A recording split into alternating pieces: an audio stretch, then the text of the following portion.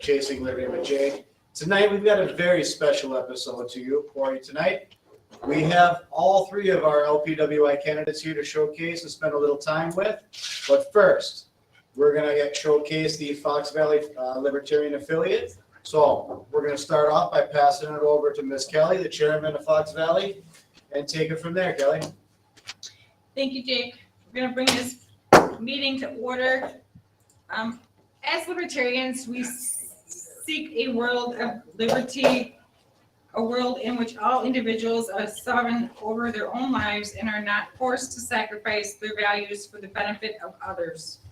We believe that respect for individual rights is the essential precondition for a free and prosperous world, that force and fraud must be banished from human relationships, and that only through freedom can peace and prosperity be realized. Consequently, we defend each person's right to engage in any activity that is peaceful and honest, and welcome the diversity that freedom brings. The world we seek to build is one where individuals are free to follow their own dreams in their own ways without interference from government or any authoritarian power. So we're going to introduce our new members, which we have one.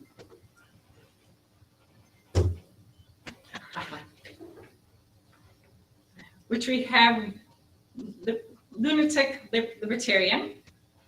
Introduce yourself. Yes, I'm Justin, the Lunatic Libertarian alumnus. I run a podcast called The Lunatic Libertarian, and I just love paying that monthly fee at $4.20. Thank you, Justin. Now we have Scott, who will read the previous minutes.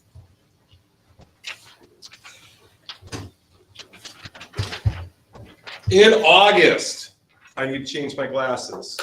Excuse me, please. In August, we spoke about retractable banners in a table banner edition. We talked about promotional items that were authorized. We talked about a tri-rack card, which was authorized, which would be used to promote the two candidates that are in our region, which would be Neil Harmon, Jacob Annaplaus, and the Fox Valley. And we talked about adding the shortest quiz, the world's shortest quiz, I'm sure you're all aware of what that is, to our event kit. We talked about new shirts, and they were authorized. Jordan offered a challenge, said we could not move so many in a certain amount of time after they were printed. So we're gonna prove Jordan wrong on that one, right, Caleb? All right. We voted to have an XCOM anti-social meeting in the future, and we talked about speaking with the past chair, Brian Defferting, how we could reach out better to past and new affiliate members. We discussed the website and adding Twitter. That's all. All right, we got the treasurer's report. So over the past 30 days, we have received $110 in deposits and no money out this month. It was a nice and slow month. First one for you. Yeah, it was great. Upcoming anticipated transactions. If we do move forward with the promotional items, I believe there was an amount of $225 agreed upon.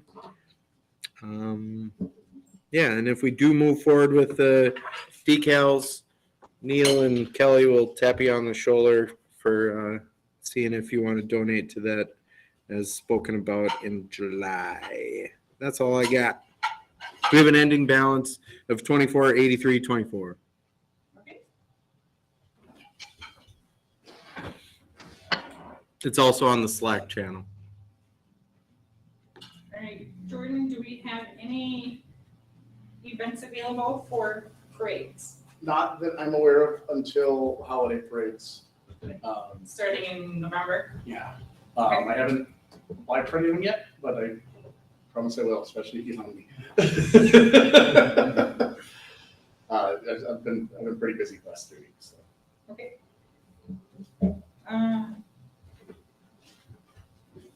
Well, porcupine updates. Porcupine is still in my parents' garage. where it is safe and sound, but not being fixed. I'm hoping that in early October, we can really take a look at what we gotta do to repair it. Probably basically be disassembled so that we can put new 2x4s on the sides, reassembled. Any patchwork that's gotta be done, some repainting. Right now, I just don't have the time for it. So October, I'm not aiming for. Okay. October 3rd, like, hit me with the hounding then. I will hound you if you want me to. I do it. I won't get anything done otherwise.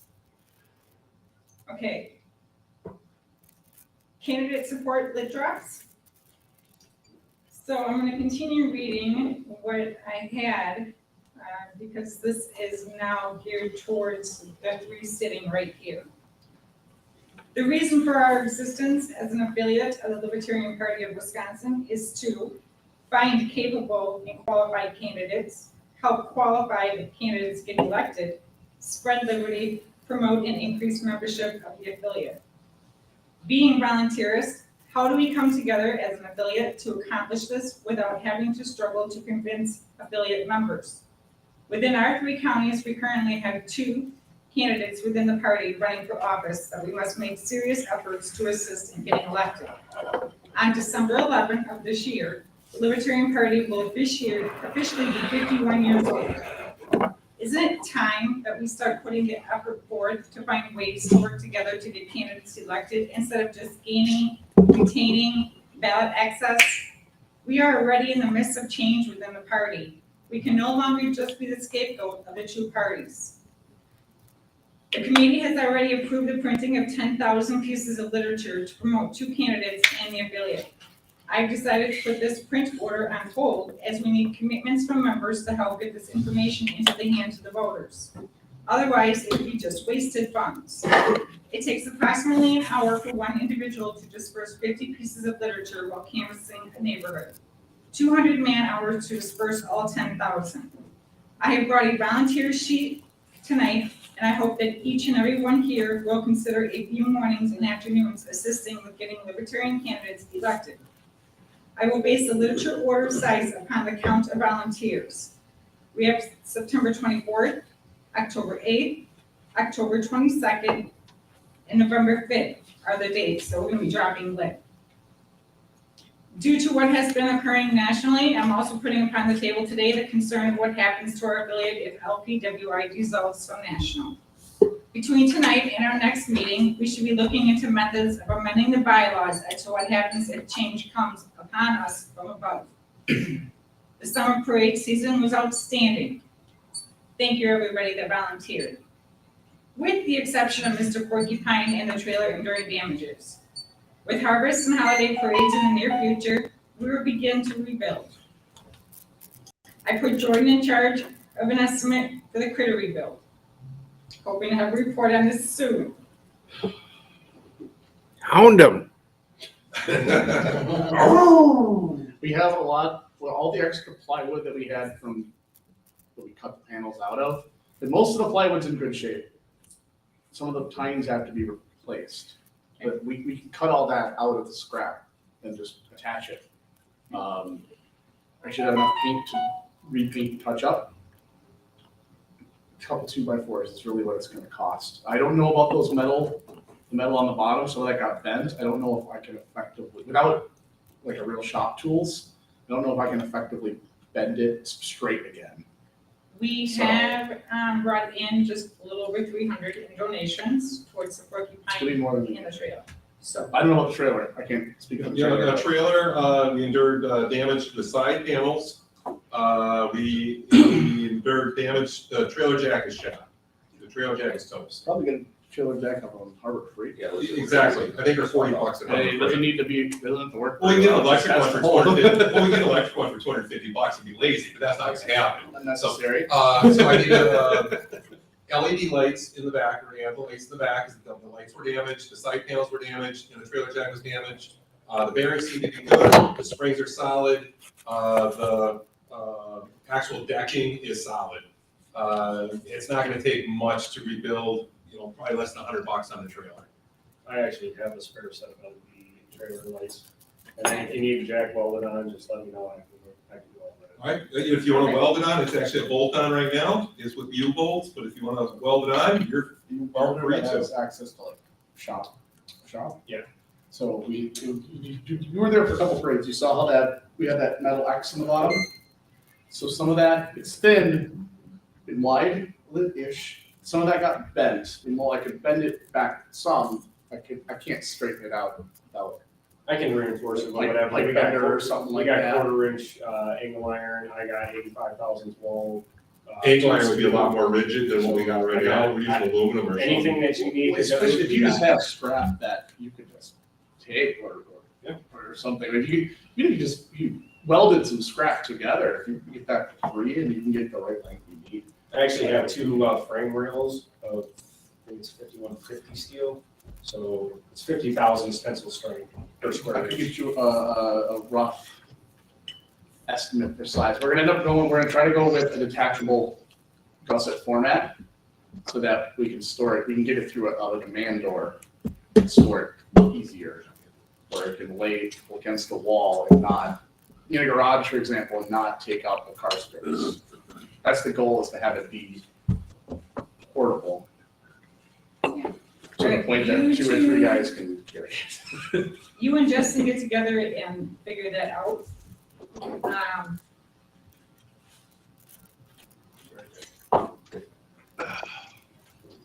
I'm hoping to have a report on this soon, as well as a parade committee meeting to be scheduled for the next 2 weeks.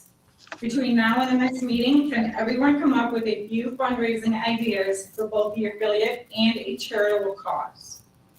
As discussed at the last meeting, the addition of a monthly social forum should be added to the business meeting in order to promote their affiliate.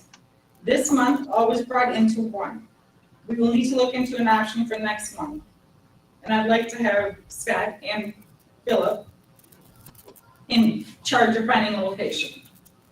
Fellow Libertarians, the time is now for us to come together and make a dent within the duopoly. So,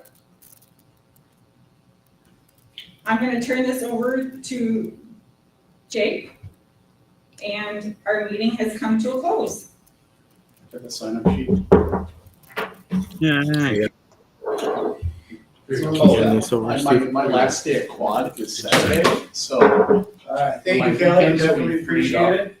not that I don't have other things I need to do, but. Moving right along here, we would definitely like to showcase the 3 LPWI candidates that we have here as well. So join with me here tonight, some very special guests. We have Mr. Caller Hutton, who is running for the 66th Assembly District. How are you doing this evening, Caller? Fantastic, thank you. Excellent, excellent. It's great to have you on. Definitely appreciate you driving all the way up from what we've seen. Correct. It's quite a hike, definitely quite a hike. So tell us a little bit about yourself and why you decided to run for the 66th Assembly District. Absolutely. So I have lived in the city of Racine for the last 12 years. I retired from a career in pharmaceutical management. I have a Bachelor of Science in Biology. I served as a staff sergeant in the United States Army Reserve, and I am currently involved in entrepreneurial activities. My decision to run for the 66th district was largely based upon the fact that a friend and mentor of mine, Mr. George Myers, had run for that office as a Libertarian twice while I lived in Racine. Mr. George Myers passed away in December. And as we had our meeting of the Southeastern Wisconsin Libertarians, it was very important to us that we not allow a progressive politician like Greta Neubauer run unopposed in the 66th district. Excellent, excellent. Definitely appreciate you running, definitely appreciate you coming up here. We're very, very excited to see what you're going to be doing on the 66. What are some of the main topics that you want to focus on? So we have some issues that are really resonating with the voters of the 66th district. I've personally knocked on 3,000 doors in the community, and I'm discovering some very interesting things about it. I know the community now better than I've ever known it before. One of the things that we have in the 66th district, we have the absolute worst performing public schools anywhere in the state of Wisconsin. We have a public school system that is a majority minority public school system. My opponent is absolutely putting up a roadblock to school choice. which I find very interesting, because her millionaire parents sent her to the prairie school. Now, we know from the limited school choice in the 66th district that when our black and brown students have the opportunity to take their tax dollars with them to the local private schools, they improve their test scores. That data has already been in and registered. So the question I've asked of Greta is, why do you oppose school choice when you constantly talk about the importance of equality? Why do you oppose school choice? She hasn't given me an answer, but I suspect that her opinion has been swayed by her support by the teachers' unions. So that's a big one. Right up top, we need a parental bill of rights in the state of Wisconsin. Our parents need to be able to take their tax dollars with them to the school of their choice. If your public school is teaching an ideology that does not reflect the value of your families, we need to give you the ability to go to the school of your choice. If your public schools are not teaching your children how to read and write, I have a newsflash for you. The students are not broken. The schools are broken. When we take those same students and we give them a chance to go to high-performing schools, they perform fantastic. So that's a big one. That's at the top of the list. My primary proposal, let's eliminate state income tax for senior citizens. Taxation should not be a life sentence. I've got a couple of other proposals. Wisconsin needs to be a Second Amendment sanctuary state. Okay? We absolutely should not allow the Federal Bureau of Investigation to come in and confiscate concealed carry permits from local sheriffs. We cannot allow that. We cannot allow the Bureau of Alcohol, Tobacco, and Firearms to knock on our citizens' door and ask to register your guns. There's only one appropriate answer, only answer when a federal agent comes to your door and asks to register your guns. Do you know what that answer is? Show me a warrant. Show me a warrant. Or, equally acceptable is the answer that was given by the Ukrainians that you guys knew. Go after yourself. I'm cool with that too. That's another answer that you can get. So those are my primary proposals. I've knocked on 3,000 doors, and I'm going to knock on another 3,000 before we're done.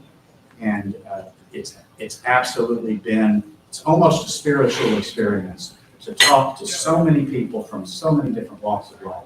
And what you find is that everybody is hungry for liberty or something. That is very, very well said. And I would like to also back that sentiment. Talking with so many people, I know the 8th Congressional District better now than I ever have. And that is being out, talking with people, knocking on doors, going to events, and meeting people where they're at. So thank you, Carl. I'm very, very excited to see where your campaign goes, and I wish you all the best and success. And I promise you, everyone in the LPWI is rooting for you. Thank you for joining us here tonight. Up next, we have another very, very special guest. We got Mr. Neil Harmon, Secretary of State for the Libertarian Party of the state of Wisconsin. How you doing tonight, Neil? I'm doing great. Thanks, Jake, for having me on. Excellent, excellent. My favorite word, as everybody knows. Tell us a little bit about your candidacy and what inspired you to run. Yes, my name is Neil Harmon. I'm the Vice Chair for the Libertarian Party of Wisconsin. I am running for Secretary of State, 1 for ballot access and 2 for, I'm just tired of the career politicians. We have somebody that's in Secretary of State now that's been in office for 40 plus years and does not want to debate, does not want to even get out of his basement and get out and meet the voters. My big thing is we need change and we need more options on the table. With Secretary of State, most people don't even know what Secretary of State does. They think that they just rubber stamp everything. There's several things that the Secretary of State does that are very vital, especially to education. They are on the board as far as with monies, as far with public education, with libraries. They have lots of land that they lease out to different school districts too, that, and some are not used. And you're talking about a lot of money that's sitting out there on the table. There's transparency that's really important to me as far as with the Secretary of State. I think that we need to know what the Secretary of State is doing on a day in, day out basis, maybe even a weekly basis. The department needs to be audited. That's a big purpose of mine, is to get it audited because we need to see where the money is going into this department and where it's going out. And if we can trim it down to its bare base and save taxpayer money, I'm all for that. And then the third thing is getting the WEC, the Wisconsin Elections Commission, back under the Secretary of State where it belongs.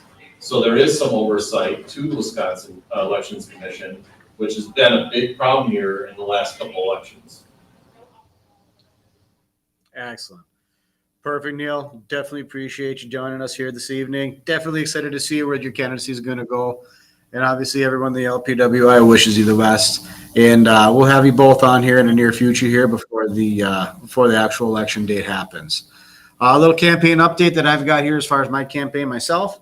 I was recently endorsed by the IBEW 2051, so it's very, very exciting to have the endorsement of the biggest electrical union in the state of Wisconsin. I've got several speaking events coming up, some with the Democrats of Brown County, also with the Menominee Reservation on their Get Out and Vote event on the, I believe, 12th of October. You can check my website for further details on all my events and stuff like that. But we are driving forward real hard. The reception that I have gotten, just like Carl had said, everybody is looking for liberty at some level. Everybody is tired of the two-party system that is destroying this country, polarizing us, and completely tearing this country apart. We have to stand together, we have to stand up, and we have to say enough is enough. So I am very excited for this candidacy. I'm very excited to see where the LPWI goes. The future here is bright. So thank you all for that. And one last special guest that we have here for this evening is Mr. Joseph Eklund, our regional representative at National. Joseph, can you hear us? Yeah, I can hear you. Can you hear me? Yeah, I can hear you, Joseph. If you could kindly give us an update on National and the workings that we've got going on nationally within the region, it would be wonderful. How's everything looking for us? Well, National. So I'm the representative for Wisconsin and most of the North and a couple satellite states like never mind. But we're at National, we're focused on things that affect the whole nation. So things like ballot access. We know that Jacob was challenged, and through the help of our local Nick Flatley and our chair at National, Angela McCardle, and the rest of the team, we have been snuffing out all these challenges to ballot access nationwide and have been successful in most of them. I'm not bringing up to mind any that we've really lost in any dramatic way. We've been focused on internal governance, making great decisions as far as there have been long delayed decisions about things like technical stuff, how our data is managed, that we've managed to make final decisions on and move forward that have been years delayed. And of course, finances, we're in a really good cash position, but we could always do better. Our goals are to double and triple our membership leading into 2024. And part of that is really focusing on noteworthy branding and working to have messaging that draws the attention nationwide. So we have dramatically increased traction on all social media, having members of our board, our chair, our candidates at the national level on nationally renowned podcasts, all that sort of stuff. And now with all this traction, we can do things like right now, we are in the midst of a major campaign that I hope everyone that's viewing and everyone at the table can participate in. And that is the campaign to end the U.S. support for the Yemeni genocide. There is now a real push led by the Libertarian Party nationally and down the ranks, but also supported. It was introduced to the House by Democrats and in the Senate. So we've got legislation in the House and the Senate that the libertarians are leading the charge in pushing, but we've got bipartisan support of the duopolists. So if you hit on your phone 833 stop war and pop in your zip code, it will automatically, I mean, if you're in Wisconsin, you're going to be end up leaving a message or talking to the staff of Tammy Baldwin and Ron Johnson, and then your congressional representative, and just let them know. If they're on the left, tell them that this is a humanitarian crisis that needs to be resolved. If they're on the right, tell them the Biden's a buffoon and that it's the America first, whatever it takes to solve this humanitarian crisis. And so this is a major push. We, as a national party, can really dramatically change things. And then when people get a taste for what they can do, they're going to be interested in pouring more support behind our local candidates. Okay, well, what do they have going on? Oh, education reform. Oh, I think that's an amazing idea. Oh, freeing up, ending, corporate subsidy stadiums. Yeah, let's do that. All these sorts of things. So we're having some really great growing momentum. I just hope that everyone paying attention can participate. This is a very simple step. Calling your 833 stop war and going through the process, say some bullet points, and then go and support local candidates, support Jacob, support Carl, support Neil. We really need your volunteer work. So I got for you. Any questions available? Yeah.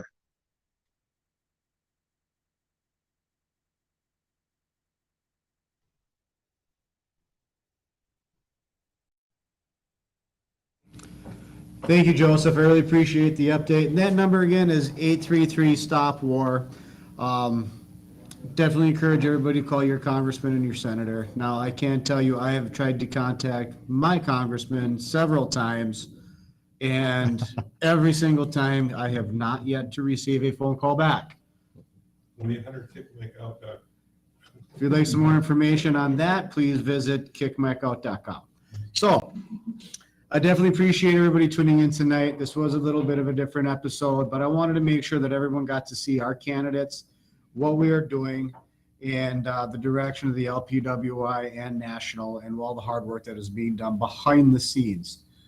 There's so many individuals across the state and across the nation that are working on this every single day.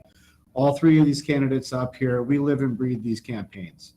If there's a free minute that we've got, we're out knocking on doors. Everywhere we go, we're talking about liberty, and that's what it takes to make the changes that we need.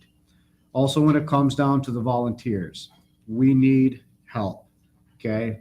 Every candidacy needs volunteers. The low budget candidates, we need even more help. We have lots of doors and lots of literature that needs to be dropped. Our candidates do take care of the volunteers, so typically I end up buying pizza and some beer. Well, pizza a couple of times we've tried, but for some reason we never had pizza available every place we went to, but that's a whole nother story. But things are looking bright. Things are moving forward, not just with the LPWI, but with the national as well. So we thank everybody for your continued support. We look forward to seeing you on the campaign trail and out and volunteering. If you ever have any questions, please send us a message at lpwi.org. Thank you all and have a wonderful evening.